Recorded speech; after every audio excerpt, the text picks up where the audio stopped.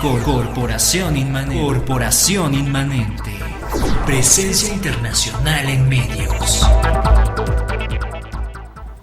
Estamos de regreso en este su programa Saber Sin Fin. Le agradezco a usted que muy amablemente nos acompañe, nos hace sentir que no estamos solos. Ya lo dijo el maestro Pedro Ferrer, ya se fue. El mundo nos vigila y no me refiero a los extraterrestres en este caso, me refiero a usted que a través de sus smartphones, a través de sus equipos de cómputo, está pendiente de lo que hacemos a través de este espacio. Esta mañana converso con Alba Méndez, Jonathan Aspeite y Mario Mondragón. Ellos dan vida con otros activistas más, otros estudiosos más, al foro Masculinidades contra la Discriminación por Homofobia.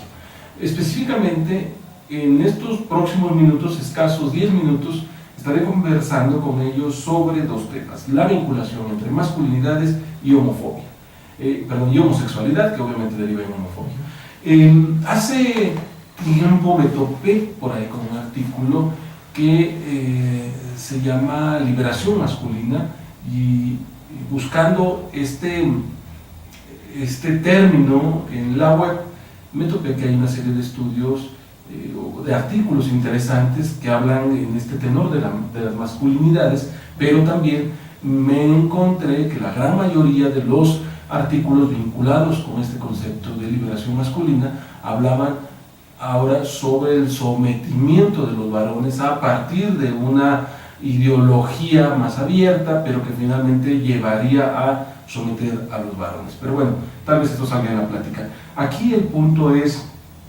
que podría surgir a primera vista. ¿No es este enfoque de las masculinidades una visión impulsada desde la homosexualidad y no desde la masculinidad hacia todo lo demás? Les pregunto. Pues en este caso, para comenzar a argumentar esto, sí quisiera hacer mención que precisamente este foro se realizó el pasado día lunes 16 de diciembre en Zacateco, Tlaxcala, precisamente sobre un proyecto que se generó donde jóvenes de bachillerato fueron a darle talleres a jóvenes de secundaria, precisamente generando estos puntos principalmente para trabajar lo que es la homofobia, ¿no? Y de ahí viene precisamente este cuestionamiento sobre qué es la masculinidad. Si bien este cuestionamiento se empieza a generar desde la comunidad homosexual y también lésbica, esto a mediados del siglo pasado. Precisamente esto en el cuestionamiento sobre la búsqueda de los derechos humanos y sobre el cuestionar sobre qué es el hombre. Porque la homofobia viene precisamente sobre este rechazo, este odio, esta exclusión hacia las personas que tienen una orientación no heterosexual y que también tienen conductas femeninas, ¿no? O sea, dentro de estos roles o contexto social. Entonces, a partir de ello, si un hombre tiene ciertas actitudes o ciertos comportamientos similares a los de la mujer o reproduce ciertos roles, entonces empieza a ser excluido, ¿no? Empieza a ser discriminado, violentado, agredido e incluso matado en algunos contextos. Entonces, precisamente, se empieza a generar este cuestionamiento sobre qué es el hombre entonces, ¿no? El ser hombre realmente es solamente el que sea fuerte, el tener una voz gruesa, el ser el dominante, el ser violento, el que te gusten solamente las mujeres, precisamente. ¿Solamente es ser hombre o qué más implica, ¿no? Entonces empieza este cuestionamiento también desde los feminismos. Y desde los feminismos es generar también esta aportación sobre que no solamente hay una forma de ser hombre, ¿no? También hay otras posibilidades en donde los hombres podemos ser afectivos, o sea, nos podemos permitir estas sensaciones, el vivirlas, el expresarlas también, desde el llorar, ¿no? O sea, pareciera sencillo, pero el llorar es una emoción que a los hombres nos cuesta muchísimo trabajo. O sea, porque si lloramos implica etiquetas de es que eres mujer o no aguantas, ¿no? O sea, seguramente eres puto, ¿no? O sea, precisamente desde ahí se empieza a generar esta construcción. Sí. Los estudios de género de los masculinos o las masculinidades derivan directamente de la cuestión del feminismo, o de los feminismos desde los años 60, ¿no? Ciertamente los primeros que se cuestionan el qué es el hombre sí es el colectivo homosexual, ¿no? Porque entonces ellos nunca se reconocen como mujeres, ellos siempre se reconocen como varones, sin embargo reconocen que no encajan en el modelo tradicional del ser hombre. Bueno, digamos un sector, ¿no?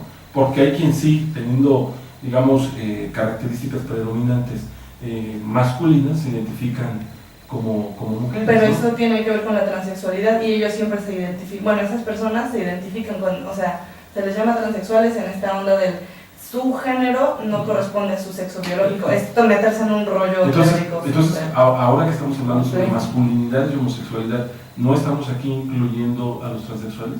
No.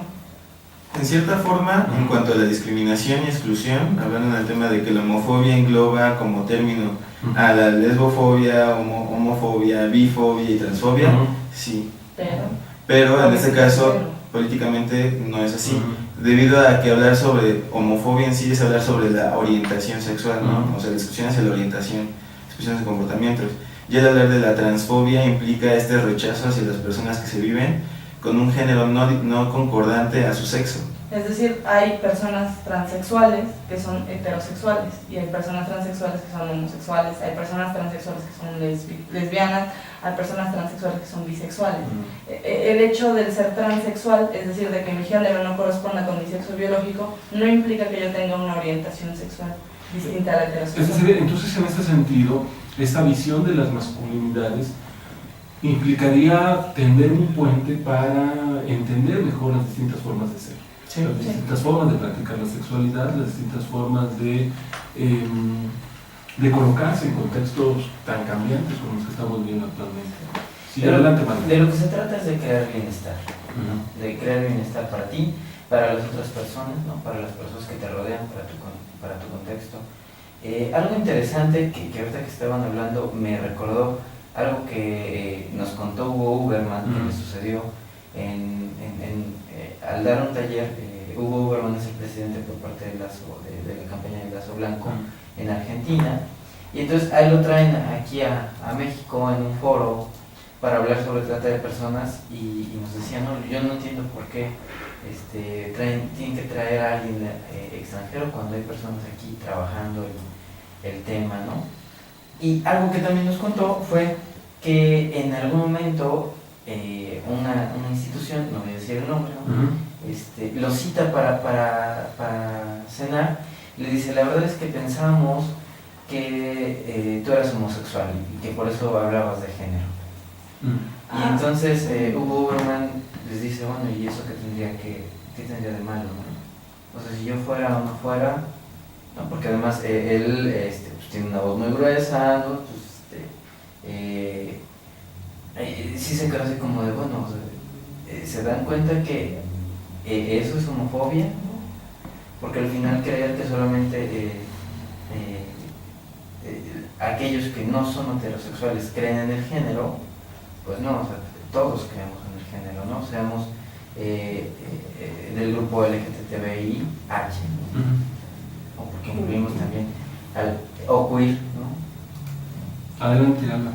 Ajá, creo que para entender un poco como por dónde funciona la homofobia hay que comprender y contextualizar que vivimos en una sociedad profundamente misógina, ¿no? Que nuestra sociedad, así a la fecha en donde estamos parados en este momento histórico, es una sociedad que desprecia lo femenino, ¿no? Que existe un odio profundo por lo considerado femenino, lo que sea que se considere femenino, porque ya no se considera femenino lo que hace muchos años se consideran femeninos. Tiene que ver con una cuestión tiene que ver con una cuestión de construcción de género desde hace muchísimos milenios. Jonathan hablaba, por ejemplo, de dicotomía, ¿no?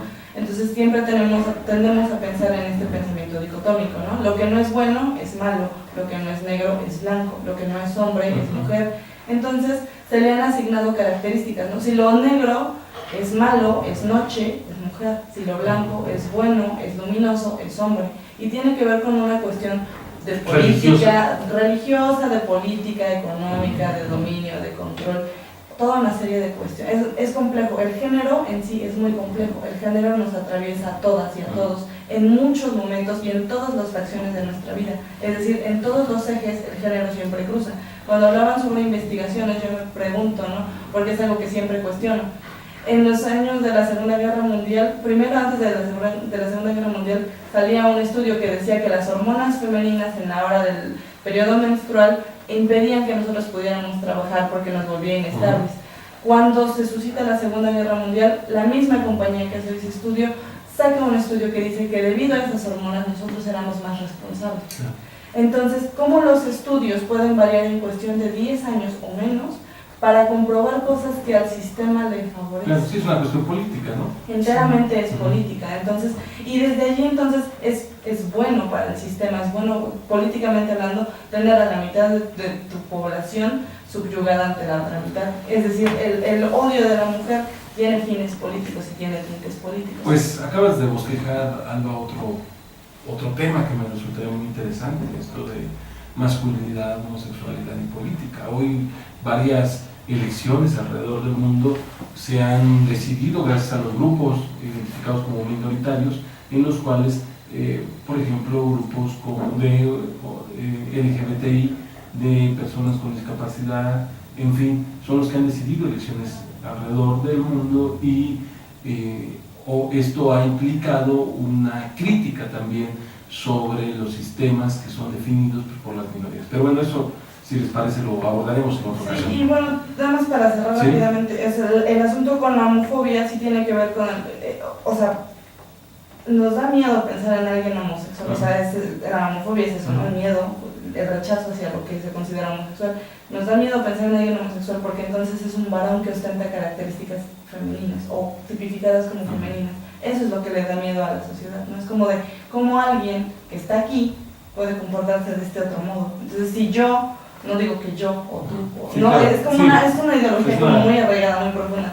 Si yo construcción tengo que vamos arrastrando. es como si yo tengo este desprecio hacia lo femenino, verlo en alguien del colectivo de los varones me genera mucho ruido, ¿no? Entonces, cuando algo me da miedo, tiendo a atacarlo.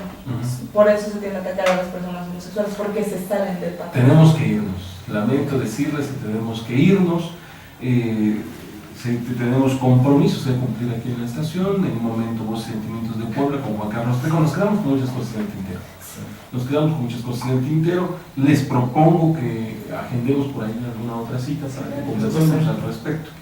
Esta mañana me ha acompañado Alba Méndez, Jonathan Aspeite y Mario Mondragón, y hemos tenido como eje el tema, algunos de los temas que se han abordado en el foro Masculinidades contra la Discriminación por Homofobia, y les agradezco primero que hayan hecho el esfuerzo, porque sé que tienen otros compromisos que cumplir, que se han tomado el tiempo para estar con nosotros, y estaremos dialogando desde este ángulo que venimos fomentando aquí en este espacio. Muchas gracias. Muchas gracias a ti por la invitación. A don David Méndez, gracias. No se vaya. Voces y Sentimientos de Puebla con Juan Carlos Trejo. Abel Pérez Rojas Díaz recuerda que el que ama cuando muere es solamente para evolucionar. Nos vemos, nos escuchamos mañana alrededor de las 8 de la mañana. Hasta entonces.